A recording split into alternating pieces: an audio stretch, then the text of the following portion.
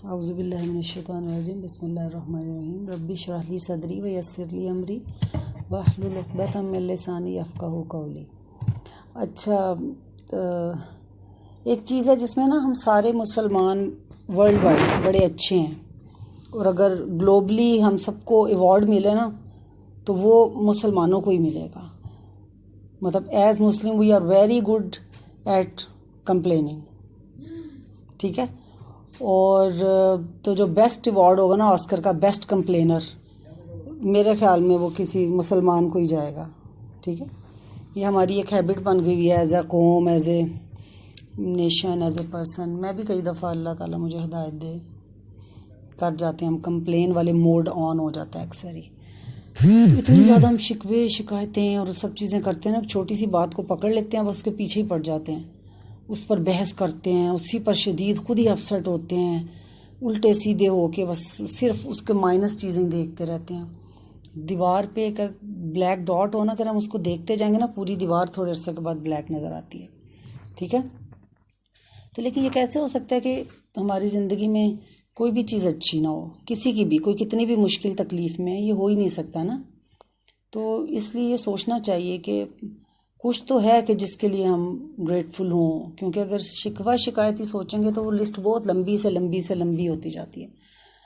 تو اگر آپ پازیٹیوٹی یا اچھی چیز سوچیں گے تو ڈیفینیٹلی وہ لسٹ بھی بہت ہی لمبی ہوگی اس لسٹ سے زیادہ، ٹھیک ہے۔ تو اسی لیے اللہ پاک فرماتے ہیں کہ اگر تم لوگ میری نعمتیں شمار کرنا چاہو تو نہیں کر سکو گے، کیونکہ وہ اینڈ لیس ہیں۔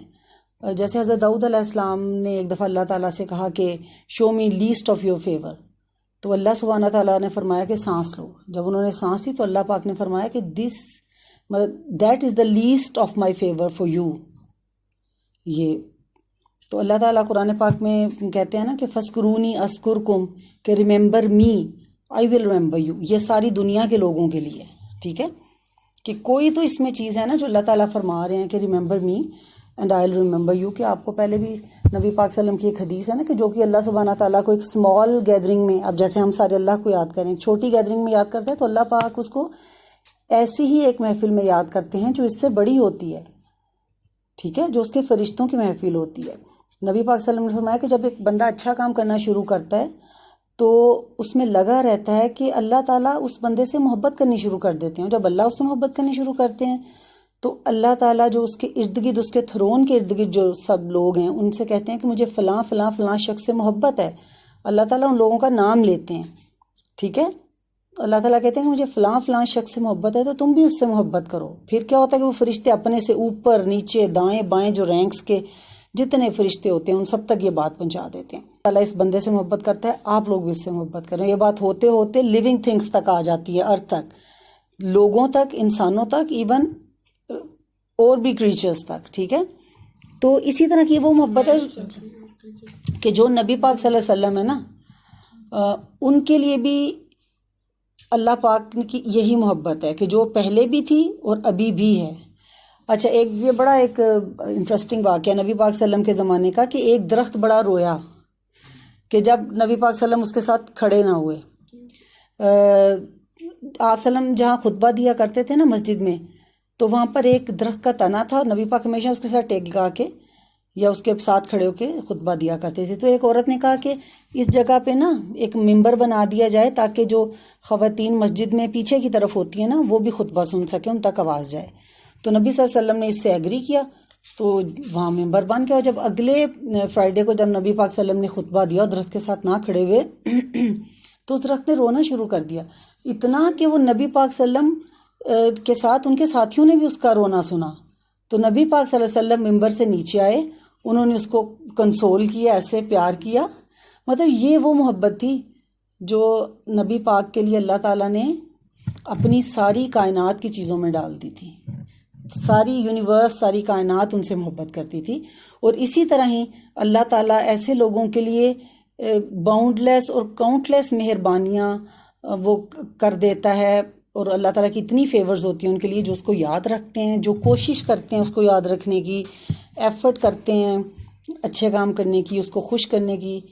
تو اللہ تعالیٰ فرماتے ہیں کہ وَاشْکُرُوا لِی وَلَا تَکْفُرُونَ، کہ be grateful to me and do not be کفور، کہ اللہ تعالیٰ نے دیکھو گریٹفل کے ساتھ کہا گیا کہ ناشکری کے لفظ کی بجائے کہا گیا کہ میرے گریٹفل رہو، میری شکر گزاری کرو، عبادت کرو اور کافر نہ ہو جاؤ.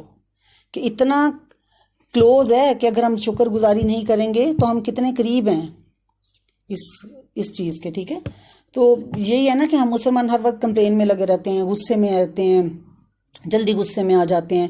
لیکن اب یہ دیکھیں کہ واقعی ہمارے پاک نبی صلی اللہ علیہ وسلم نے کتنی تکالیف اٹھائیں، لیکن اس کے باوجود بھی کہ جب کسی سے ملتے تھے مسکرا کے ملتے تھے، نرمی کے ساتھ رہتے تھے. ہاں جو دین کے معاملے میں وہ سخت تھے کہ اگر کوئی اللہ پاک کے حکم کی نافرمانی کرتا تھا تو اس چیز پہ وہ غصہ کرتے تھے. ادروائز وہ ذاتی زندگی میں جتنی بھی تکلیفیں مشکلات آئی ہیں وہ کبھی بھی غصے میں نہیں آتے تھے. ٹھیک ہے، ہر ایک کو ایک مسکراہٹ سے مطلب نوازتے تھے. تو ہم ایک مطلب ان کے ایک ریپریزنٹیٹیو کہہ لیں ہیں، ہم ان کی امتی کے طور پر ہمیں بھی ایسے ہی ہونا چاہیے نا کہ جتنا بھی مشکل ہو کچھ ہو، مسکراہٹ کے ساتھ، ایک کمپوزر کے ساتھ اپنے آپ کو کمپوزڈ اور ڈگنیٹی کے ساتھ رکھیں کہ بھئی ہمیں اگر تکلیف میں بھی ہے تو ہمیں رولا ڈالنا یا شو کرنے کی کوئی ضرورت نہیں ہے، الحمدللہ کہیں.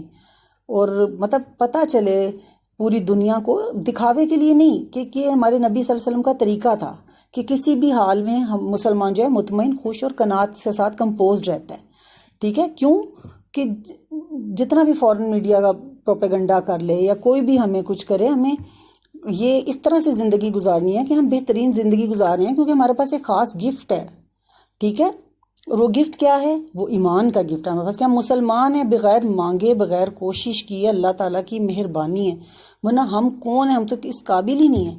کتنی اللہ کی بلیسنگ ہے کہ ہم مسلمان گھر میں اللہ تعالیٰ نے ہمیں پیدا کر دیا، ورنہ ہمیں کسی بھی دوسرے اس میں پیدا کر دیتا، ہم ایتھیسٹ ہوتے، اللہ نہ کرتا، کسی بھی دوسرے اس سے ہوتے، ہمارا کیا بنتا؟ تو یہ وہ گفٹ ہے جو ہم نے ارن نہیں کیا ہے، ہمیں یہ خود بخود مل گیا بھائی. تو ہمیں اس کی قدر کرنی چاہیے سب سے پہلے. اس کی مطلب ایمان جب انسان کا اسٹرانگ ہونا شروع ہو جاتا ہے نا، تو یہ ایک طرح سے اس کی مٹھاس ہوتی ہے کہ جو ایک دفعہ آپ اچھے کام کرنے لگ جائیں، آپ اپنی صحیح اس میں نہیں، تو آپ کا دل چاہتا ہے اچھے کام کرنے کو. بے شک شیطان پیچھے ہوتا ہے، لیکن آپ اس کے پیچھے بھاگتے ہیں تو آپ ٹیسٹ نہیں جاتا اس کا. مطلب جیسے ہم نے دیکھا کہ جو الکوہلک اور ڈرگ ایڈکٹس وغیرہ ہوتے ہیں، اور ان کا ایک نا پرٹیکولر ٹیسٹ ہوتا ہے، اور وہ ہمیشہ اس ٹیسٹ کو چیز کرنے کے چکروں میں نا وہ اس ٹیسٹ کو ریلیو کرنا چاہتے ہیں، اس مومنٹ کو وہ دوبارہ سے حاصل کرنا چاہتے ہیں، فیل کرنا چاہتے ہیں. اس کی انٹینسٹی کی وجہ سے وہ بار بار اس کے پیچھے جاتے ہیں، کیونکہ ہمارا دماغ جو ہے نا اس کے پیچھے لگا رہتا ہے نا. ایون چائے یا کافی، اس کا بھی ایک ٹیسٹ ہے، پیپسی، 7 اپ، اس کا بھی ایک ٹیسٹ ہے. ٹھیک ہے، ہم بار بار اس چیز کی نا ایڈکشن ہو جاتی ہے. تو ایمان والے جو ہوتے ہیں ان کے لیے ایمان کی اس طرح کی ایڈکشن ہوتی ہے، ہونی چاہیے. تو ہمیں ہمیشہ کوشش کرنی چاہیے کہ ہائر لیول آف ایمان کو کوشش کریں اس کے پیچھے جانے کی. تو نبی صلی اللہ علیہ وسلم کے ساتھ جو ساتھی ہوتے تھے نا، وہ ہمیشہ اسی طرح کا ایمان کی حلاوت محسوس کرتے تھے. اور اگر کبھی نہیں ہوتا تھا نا، پریشان ہو جاتے. ایک دفعہ حضرت ابو بکر صدیق رضی اللہ تعالیٰ عنہ مدینہ کی گلیوں میں تھے، تو حضرت حنظلہ رضی اللہ تعالیٰ عنہ سے ملے نا، وہ بھی ایک صحابی رسول ہیں. ان کو سلام کیا. حضرت حنظلہ بولے کہ بھائی میرے پاس سے پرے رہو کہ میں تو ہپوکریٹ ہو گیا ہوں، تو میری ہپوکریسی سے تم پرے رہو. تو حضرت ابو بکر صدیق نے فرمایا بھی کیا بات ہے، کیا بات کر رہے ہیں؟ انہوں نے فرمایا کہ بھئی جب میں نبی پاک صلی اللہ علیہ وسلم کے ساتھ ہوتا ہوں تو میرا ایمان کا یہ لیول ہوتا ہے کہ میں اتنا ایمان میں ڈوبا ہوا ہوتا ہوں، اور میرا اتنا ہائی لیول ہوتا ہے کہ جب نبی پاک صلی اللہ علیہ وسلم جنت کے بارے میں بات کرتے ہیں تو مجھے محسوس ہوتا ہے کہ جیسے میں اس جنت کو دیکھ رہا ہوں. اور جب وہ دوزخ کے بارے میں بات کرتے ہیں تو مجھے ایسا لگتا ہے کہ جیسے اس کی آگ میرا نا منہ کے قریب ہے، کہ اتنا میرا ایمان کا لیول ہوتا ہے. لیکن جب میں اپنے گھر میں جاتا ہوں، بیوی بچوں فیملی کے ساتھ، جب مسجد سے دور ہوتا ہوں، تو میرے ایمان کا وہ لیول نہیں رہتا. تو یہ تو ہپوکریسی ہے. تو حضرت ابو بکر صدیق رضی اللہ تعالیٰ نے فرمایا کہ سبحان اللہ، اگر یہ ہپوکریسی ہے تو پھر میں بھی ہپوکریٹ ہوں. وہ دونوں نبی صلی اللہ علیہ وسلم کے پاس گئے تو انہیں یہ بات بتائی تو وہ مسکرائے. تو انہوں نے نبی پاک صلی اللہ علیہ وسلم نے فرمایا کہ کوئی بات نہیں، ایمان جو ہے وہ گھٹتا بھی ہے اور بڑھتا بھی ہے، کبھی یہ بڑھ جاتا ہے، کبھی یہ گھٹ جاتا ہے. تو ہمیں کیا کرنا ہے؟ ہمیں یہ دھیان رکھنا ہے کہ اس کے پیچھے لگے رہیں، کوشش کرتے رہیں کہ ایک سرٹن لیول کا ایمان ہمارے اندر ضرور موجود رہے. نہیں ہے تو ہمیں اس کو اچیو کرنا ہے. ٹھیک ہے، مطلب یہ ایمان بھی ایک مسل کی طرح ہے نا. ہم سارے آج کل کے زمانے میں بڑی فٹنس ہے اور سارا ہے کہ اگر ہم کسی مسل کو استعمال نہیں کرتے ہیں وہ ڈھیلا ہو جاتا ہے، وہ کمزور ہو جاتا ہے، اور اگر ہم اس کو زیادہ استعمال کرتے ہیں تو وہ اسٹرانگ ہو جاتا ہے، وہ زیادہ ویٹ کو لفٹ کر سکتا ہے. تو اسی طرح سے جتنا ایمان ہمارا مضبوط ہوگا وہ اتنا ہی زیادہ ہم نیکیاں کما سکیں گے، اور اتنا ہی زیادہ وہ گناہوں کو ہم بچ سکیں گے. تو جیسے ہم ورک آؤٹ کرتے ہیں اپنے جسم اور مسل کے لیے مطلب مسلسل، تو ہمیں اپنے ایمان کے لیول کو بڑھانے کے لیے بھی کوشش کرنی ہے، کیونکہ ایمان نے تو قبر اور آخرت تک ساتھ جانا ہے. جسم تو مہینے کے اندر فارغ ہو جاتا ہے، قبر میں ہڈیاں رہ جاتی ہیں، باقی جتنا بھی مسکولر ہو، جتنا بھی کچھ ہو، ڈیکمپوز ہونا ہی ہونا ہے. تو سول جو ہے وہ ہمیشہ ہماری زندہ رہتی ہے. کلو نفس ذائقۃ الموت، اللہ تعالیٰ فرماتے ہیں کہ ہر جو سول ہے اس کو ڈیتھ کو ٹیسٹ کرنا ہے. مطلب جسم مر جائے گا، سول ہماری رہے گی، سول نے صرف ٹیسٹ کرنا ہے. تو ہمیں اس پر کام کرنا ہے نا کہ سول مضبوط اور اسٹرانگ ہو ہماری. تو اللہ تعالیٰ نے دنیا میں لوگوں کو 2 گروپس میں بنایا نا، تقسیم کیا ہے. بلیورز، ایمان والے جو انشاءاللہ تعالیٰ ہم ہوں گے، ٹھیک ہے، اور دوسرے ڈس بلیورز ہیں. اچھا، بلیورز میں بھی پھر یہ ہے کہ 2 طرح کے لوگ ہیں نا، کہ ایک لوگ وہ ہیں کہ جو شکر گزار ہیں، اور دوسرے وہ ہیں جو ناشکرے لوگ ہیں. لیکن ہم دیکھتے ہیں کہ ایمان والا گروپ جو ہے، جو بلیورز کا لا الہ الا اللہ محمد رسول اللہ کہنے والے لوگ بھی جو ہیں، اس گروپ میں بہت سے ناشکرے لوگ بھی ہیں، جو مطلب جو بالکل بھی کوئی ان کو مطلب وہ فٹ نہیں ہے اس کیٹیگری میں، صرف اپنی اس خامی کی وجہ سے نا شکر گزاری والی زندگی نہیں گزار رہے ہیں.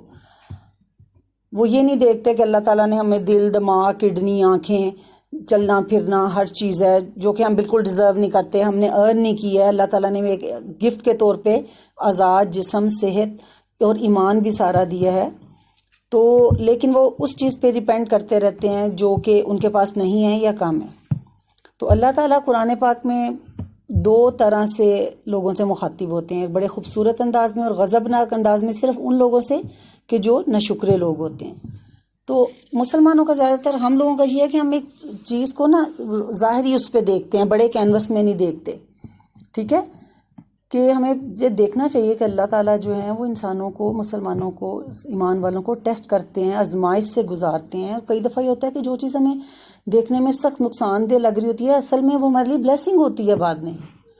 ٹھیک ہے، تو آپ یہ دیکھیں نا کہ جو لوگ اللہ کی راہ میں قتل ہوتے ہیں، انہیں اللہ تعالیٰ سے کیا، انہیں تو بہت کمپلین ہونی چاہیے کہ بھئی ہم ایسے کیوں مرے، ہمارا کیا قصور تھا، ہم اچھی طرح بھی مر سکتے تھے. لیکن نبی پاک صلی اللہ علیہ وسلم نے فرمایا کہ جو لوگ اللہ کی راہ میں مارے جاتے ہیں ان کی سولز کو سب پرندوں کے دل میں ٹرانسپورٹ کر دیا جاتا ہے.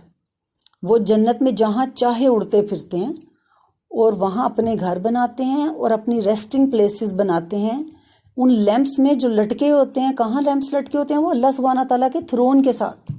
اور ہر روز اللہ تعالیٰ ان کو گریٹ کرتے ہیں، ان سے پوچھتے ہیں کہ میں آپ کو مطلب کچھ اور چاہیے، آپ کو کچھ اور چاہیے. جب اللہ تعالیٰ اتنا ان سے پوچھتے ہیں تو وہ کہتے ہیں کہ اللہ تعالیٰ اگر آپ ہمیں کچھ دینا ہی چاہتے ہیں نا تو ہمیں واپس اس دنیا میں بھیجیں اور دوبارہ وہی موت دیں جیسا کہ تیری راہ میں ہم مارے گئے، بار بار بار بار. وہ کوئی کمپلین نہیں کرتے.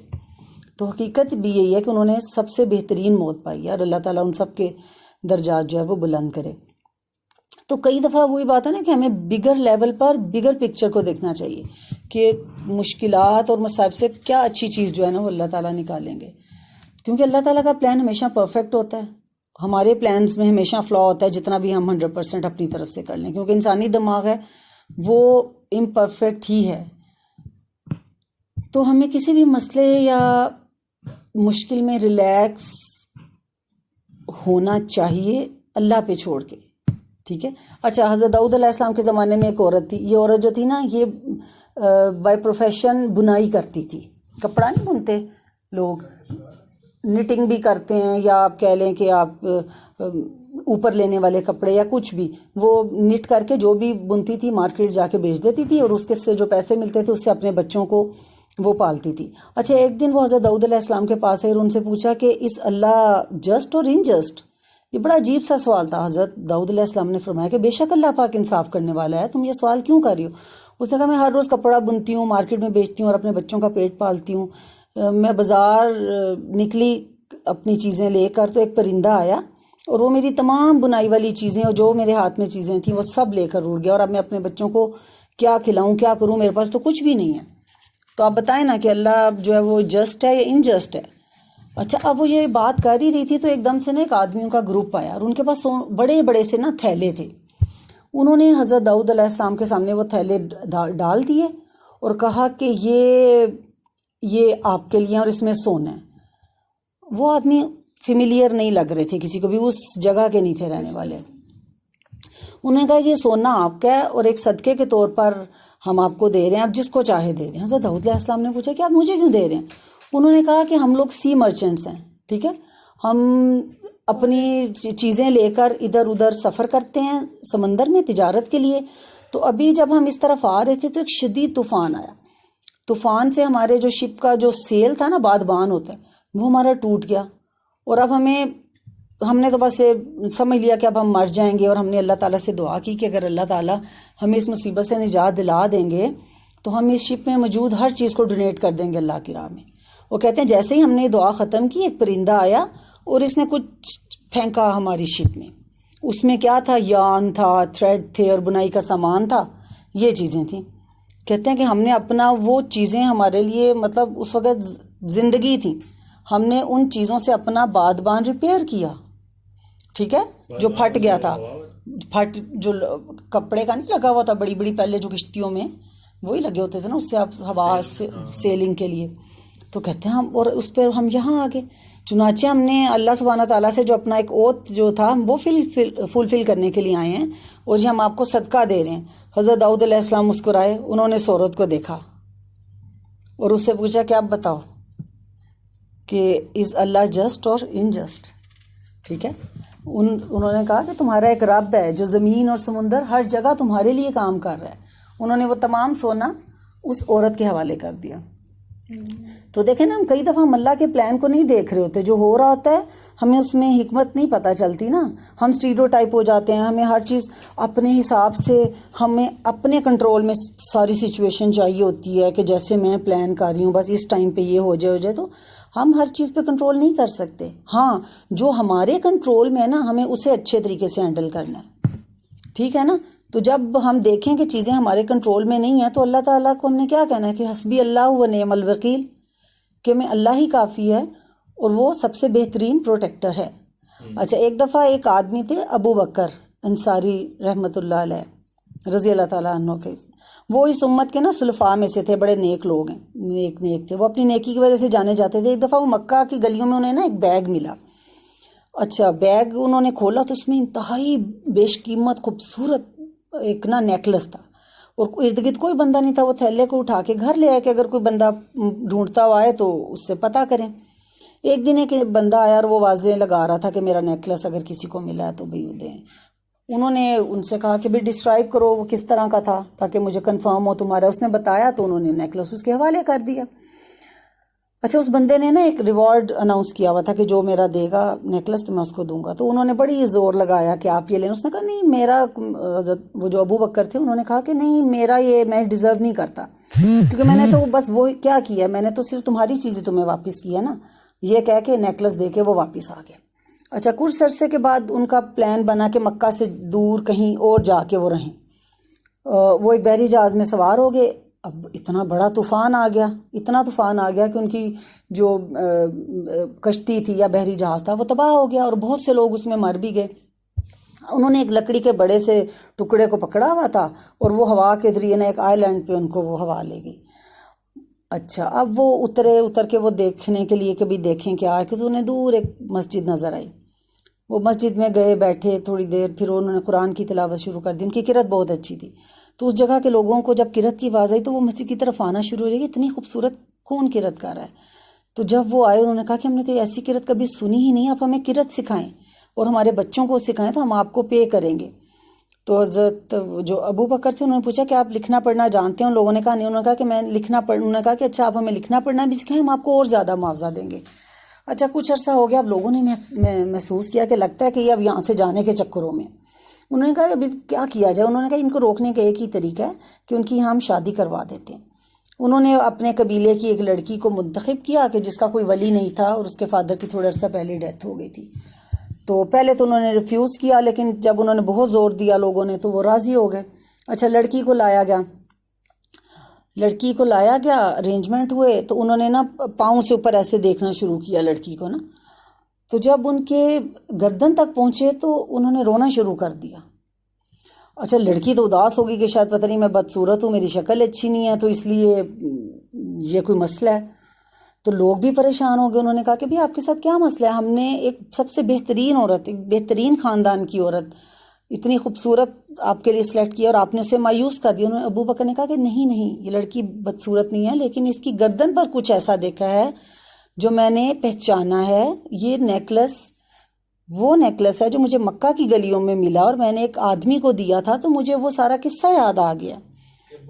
تو لوگوں نے اونچی اونچی آواز میں اللہ اکبر کہنا شروع کر دیا اور بتایا کہ جس آدمی کو آپ نے وہ نیکلس دیا تھا وہ اس لڑکی کا باپ تھا، وہ حال ہی میں فوت ہوا ہے. اور وہ کہتا ہے کہ ان لوگوں نے بتایا کہ وہ آدمی اکثر اس آدمی کے بارے میں بات کرتا تھا جس سے وہ مکہ میں ملا تھا اور اس کی بڑی تعریف کرتا تھا، اور وہ ہم سب کے سامنے اوپنلی دعا کرتا تھا کہ اللہ اس کی بیٹی کی شادی اس آدمی سے کروا دے کہ جو اتنا نیک اور اتنے بڑے دل والا ہے. اور دیکھو کہ تم اب یہاں پر ہو، کہ دیکھو یہ اللہ نے اس کی دعا قبول کر لی. تو دیکھیں کہ وہ ابو بکر نہیں جانتے تھے کہ اللہ تعالیٰ یہ سارا کچھ پلاننگ کس تحت کر رہا ہے، کہ وہ ہار ہوگا، وہ ادھر گرا ہوا ہوگا، پھر وہ سمندر کے سفر پہ جائیں گے اور سمندر ان کو مطلب ایک حادثہ ہو جائے گا اور وہ تختہ انہیں کہاں پر لے جائے گا. تو یہ اللہ کی پلاننگ ہمیشہ پرفیکٹ ہوتی ہے. ہمیں بس ٹرسٹ کرنا چاہیے، 100% ٹرسٹ ہونا چاہیے، نو میٹر کوئی بھی ڈیفیکلٹیز ہوں. اب دیکھیں نا کہ آپ وہ سوچ سکتے تھے کہ کہاں سے شروع ہوئے کیا ہوا. تو یہ زندگی کی ریئلٹی ہے کہ چیزیں جیسی دکھتی ہیں بعض اوقات وہ ویسی نہیں ہوتی. تو اجتماعی طور پر یا کئی دفعہ پرسنلی انسان ایسی سچویشن میں پڑ جاتا ہے جو ہمارا بڑا لوسٹ پوائنٹ ہوتا ہے ایز اے نیشن، یا پرسنلی ہم بڑی مایوس سی صورتحال ہوتی ہے، لیکن اس میں ہمیں اللہ پر بھروسہ رکھ کر شکر گزار ہونا چاہیے.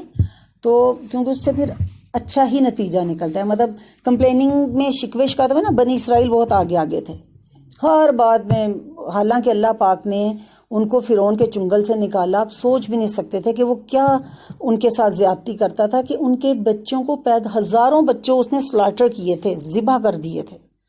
اس سے بڑا کیا ہو گیا؟ یہ نہیں کہ ایک دو بچے کو یا 200-300 بچوں کو مار دیا، کہ جو بچہ پیدا ہوتا تھا اس کو وہ ذبح کر دیتے تھے. اور اللہ پاک نے ان کو بچا لیا، سمندر میں فرعون اور اس کے ساتھیوں کو غرق کر دیا. لیکن ان کو جب وہاں پر صحرا میں چیزیں ملنا شروع ہوئی تو انہوں نے کہا کہ ہمیں تو یہ بھی چاہیے یہ بھی چاہیے. تو اس طرح کی ہمیں زندگی میں جو ہے نا ناشکری نہیں کرنی چاہیے. وہ سورہ نساء میں آتا ہے نا کہ اگر تم شکر کرو گے، ایمان لاؤ گے تو اللہ تمہیں عذاب دے کر کیا کرے گا، اور اللہ قدردان اور خوب جاننے والا ہے. تو ہمیں اپنی زندگی میں اگر آسانیاں، سہولتیں، آرام اور یہ چاہیے تو ہمیں چاہیے کہ ہم اللہ تعالیٰ کے زیادہ سے زیادہ گریٹفل ہوں. کیونکہ دیکھیں اللہ تعالیٰ نے قرآن میں کہیں بھی آپ کو غریب ہونے کا حکم نہیں دیا کہ آپ جان بوجھ کے غریب ہو جائیں. ہاں غریبوں کے لیے اللہ تعالیٰ نے سہولتیں اور فائدے یہ رکھے ہیں کہ وہ جنت میں پہلے جائیں گے، ان کو حساب کتاب میں آسانی ہوگی. کیونکہ چیزوں کی وجہ سے ان کا حساب جلدی ہو جائے گا. لیکن اگر آپ کو اللہ سے زیادہ کی بھی چاہ ہے تو آپ اس سے ضرور دعا کریں، اور جب مل جائے تو پھر اس کی شکر گزاری بھی کریں. ٹھیک ہے نا؟ تو اگر ہم خود شکر گزار اور اللہ کے فرمان بردار نہیں ہوں گے تو ہم اپنے بچوں کو کیا بتائیں گے؟ ہم ایز اے نیشن باہر کی نیشنز کو ہم کیا بتائیں گے؟ وہ کیسے ہماری رسپیکٹ کریں گے نا؟ تو آپ دیکھیں حضرت عمر رضی اللہ تعالیٰ عنہ کے زمانے میں نے جیسے پہلے ہی بتایا تھا نا کہ ایک وقت تھا کہ جب وہ غلہ کی اتنی کمی تھی، قحط تھا کہ انہوں نے وہ ہاتھ کاٹنے کی سزا بھی معطل کر دی تھی. ٹھیک ہے؟ تو لیکن انہی کی پھر خلافت کے آخر میں یہ حال تھا کہ سبحان اللہ اتنی فتوحات اور اتنی فراوانی تھی کہ اتنا پیسہ آ رہا تھا کہ انہوں نے ایک بیت المال اسٹیبلش کیا مسلمانوں کے لیے، اور اتنے اچھے حالات تھے کہ کوئی بیت المال سے لینے والا نہیں تھا. یہ حالات تھے. اور کسرا کی بریسلیٹس جو تھیں حضرت، یہ اس زمانے میں بہت بڑا تھا کہہ لو سپر پاور، یہ جہاں ایران ہے، تو اس کو بتایا تھا نا کہ فتح کیا تھا جب وہ اس کی بریسلیٹس پیش کی گئی جو انہوں نے حضرت سراقہ بن مالک کو دی تھی. وہ ایک علیحدہ قصہ ہے بڑا مزے کا کہ حضرت سراقہ بن مالک وہ تھے جنہوں نے نبی پاک صلی اللہ علیہ وسلم جب جا رہے تھے، جب وہ 3 سال کا لگا تھا نا، مجھے اب نام نہیں یاد آ رہا، جب وہ گھاٹی میں سارے چھپ گئے تھے، 2-3 سال نبی پاک اور ان کے ساتھی رہے تھے، تو وہ جا رہے تھے. تو سراقہ بن مالک جو تھا وہ تب کافر تھا. اس نے نبی پاک صلی اللہ علیہ وسلم کے گھوڑے کو دیکھ لیا، وہ پیچھے پیچھے چل پڑا. تو اس نے کہا کہ میں تو ان کو پکڑواؤں گا. تو جب اس نے نبی پاک کو دیکھا تو اس کا نا گھوڑے کا نا پاؤں زمین میں گڑ گئے، وہ ہل ہی نہیں پا رہا تھا. تو اس نے سراقہ نے کہا کہ نبی پاک صلی اللہ علیہ وسلم آپ مجھے معاف کر دیں، میں کسی کو کچھ نہیں بتاؤں گا. تو نبی پاک نے کہا ٹھیک ہے. اس کا گھوڑا پھر چل پڑا. پھر اس کے دل میں یہ بے ایمانی آ گئی. پھر اس نے کہا کہ اب میں اب نہیں کروں گا. پھر تیسری دفعہ جب یہ ہوا تو نبی پاک نے کہا اچھا کہ ٹھیک ہے سراقہ، تم اس وقت کیا کرو گے جب تمہیں کسرا کی بریسلیٹس یا کنگن پیش کیے جائیں گے؟ تو وہ بڑا حیران ہوا کہ یہ کیا بات کر رہے ہیں، وہ تو مسلمان بھی نہیں تھا نا. تو وہ اس نے نہیں بتایا جا کے. بعد میں جب وہ مسلمان ہو گیا تو حضرت عمر کے دور میں رضی اللہ تعالیٰ عنہ کے دور میں جب یہ ہوا تو بہت سارا مال غنیمت مسلمانوں کو ملا، بہت دولت، بہت سونا، مطلب بے انتہا. تو حضرت عمر رضی اللہ تعالیٰ عنہ نے کچھ مال غنیمت میں دیا، کچھ مطلب دوسروں کو دیا. تو یہ جب یہ کنگن آئے نا اس کے، تو انہوں نے سراقہ بن مالک کو بتایا. جب ان کو دیا تو وہ رونے لگ گئے. انہیں یاد آیا کہ جب نبی پاک صلی اللہ علیہ وسلم نے ان سے کہا تھا کہ، تو اس وقت انہیں یقین نہیں آیا تھا کہ یہ کیسے ہو سکتا ہے. تو مطلب بتانے کی بات یہ ہے کہ جب حالات کیسے تھے پہلے حضرت عمر کے زمانے میں، اور اینڈ پہ دیکھیں کیسے ہو گئے. تو حضرت ابو بکر صدیق، حضرت عثمان رضی اللہ تعالیٰ عنہ وہ تھے، حضرت عثمان بن عفان وہ تھے، انتہائی مالدار تھے. اور وہ ایک مرتبہ جو توپ، جو لمبا وہ ڈریس ہوتا ہے وہ پہن لیتے تھے نا، وہ دوسری دفعہ نہیں پہنتے تھے، وہ عطیہ کر دیتے تھے. لیکن جب نبی پاک صلی اللہ علیہ وسلم کو ضرورت پڑی، اسلام کو ضرورت پڑی، حضرت ابو بکر، حضرت عثمان، حضرت عمر رضی اللہ تعالیٰ عنہ اور دوسرے جو لوگ تھے بھاگ کر ڈونیشن اللہ کی راہ میں دیتے تھے. تو شکر گزاری کے طور پہ دیتے تھے نا کہ اللہ کا مال ہے، اللہ کے راستے میں دے رہے ہیں. تو اللہ تعالیٰ اسی شکر گزاری کے نتیجے میں اللہ تعالیٰ ان کو اور نوازتے تھے اور ان کا بڑھاتے تھے. یہاں پر تو بڑھتا ہی بڑھتا تھا، تو سوچیں آخرت میں کیا ہوگا. تو وہ بات یہ نا کہ چھوٹی چھوٹی باتیں، چھوٹی چھوٹی چیزوں پر اگر آپ شکر گزار ہوں تو اللہ تعالیٰ کہتا ہے کہ جو میرے شکر گزار ہیں میں ان کا اور زیادہ بڑھاتا ہوں. نبی پاک صلی اللہ علیہ وسلم کی وہ حدیث ہے نا کہ جو اللہ تعالیٰ کا چھوٹی باتوں پر شکر گزار نہیں ہوتا وہ بڑی چیزوں پر بھی نہیں ہوتا. تو بعض لوگ ہم میں سے ہوتے ہیں، وہ ہم انتظار کرتے رہتے ہیں کہ بڑی سی بات ہوگی نا تبھی شکر کرنا ہے اللہ کا، کہ یہ کیا بس اللہ کے میں تو ہر چیز میں کھانا اچھا لگا ہے شکر الحمدللہ، ہم صبح سو کے اٹھے ہیں شکر الحمدللہ، کبھی رات میں ہی نہیں ہم نکل گئے کہیں. ٹھیک ہے، تو اٹھتے بیٹھتے ہمیں شکر کرنا ہے. جیسے کوئی اچھی خبر ملے فوراً سجدہ شکر کرنا ہے. یہ نبی پاک اور ان کے ساتھیوں کی یہی روایت تھی کہ فوراً سجدہ شکر کرتے تھے. حضرت نبی پاک صلی اللہ علیہ وسلم نے معاذ بن جبل رضی اللہ تعالیٰ عنہ سے کہا کہ معاذ اللہ کی قسم میں تم سے محبت کرتا ہوں. تو امیجن کریں کہ ایک نبی پاک صلی اللہ علیہ وسلم ان کو کہہ رہے ہیں کہ محبت کرتا ہوں، اوپر سے اللہ کی قسم کھا کے کہہ رہے ہیں. تو آپ صلی اللہ علیہ وسلم نے فرمایا کہ معاذ میں تم سے محبت کرتا ہوں، میں تمہیں کچھ دینا چاہتا ہوں. تم ہر نماز کے بعد یہ پڑھا کرو، کیا؟ اللہم اعنی علی ذکرک و شکرک و حسن عبادتک. O Allah help me to remember you, to be grateful to you and to worship you with the most beautiful way. تو یہ ہر نماز کے بعد دعا میں یہ لازمی آپ پڑھا کریں سارے. ہو سکتا ہے کہ آپ کو اپنے ارد گرد کوئی اتنا نظر نہ آئے کہ جو آپ کہیں گے جی شکر گزار رہی ہوں میں کس چیز کی کروں. تو آپ صرف مطلب یہ دیکھیں نا کہ اللہ تعالیٰ نے کیا کچھ دیا ہوا ہے. صحت ہے، زندگی ہے، فیملی ہے. اگر ہم مسلمان ہیں، ہم ایمان رکھتے ہیں، تو اس سے بڑھ کے کیا ہے؟ اس سے بڑھ کے تو کچھ نہیں ہے نا کہ ہم مسلمان ہیں. اور بس تھوڑی سی کوشش کرنی ہے نیک نیتی کے ساتھ کہ بس جنت کا ٹکٹ مل جائے، جنت کا داخلہ مل جائے. اس کے لیے سب سے بڑی بلیسنگ اللہ نے یہی کر دی کہ ہمیں مسلمان پیدا کر لیا، کہ ہمیں حق کو ڈھونڈنا نہیں ہے، ہم آلریڈی مسلمان ہیں، ہمارے لیے آسان ہے. ٹھیک ہے نا؟ تو اس راستے میں جتنی بھی دنیا میں تکلیفیں اللہ نہ کرے ہیں، لیکن اگر آتی بھی ہیں تو فوکس آپ نے کیا رکھنا ہے کہ یہ تو ختم ہی ہو جانا ہے. اپنی سٹرگل رکھیں کہ میں نے کسی نہ کسی طرح گرتے پڑتے جنت کی طرف جانا ہے. اس کے لیے ہمیں چاہیے کہ بس کوشش کریں اور اللہ کے شکر گزار رہیں. اور اللہ کے شکر گزار ہیں تو آل از گڈ.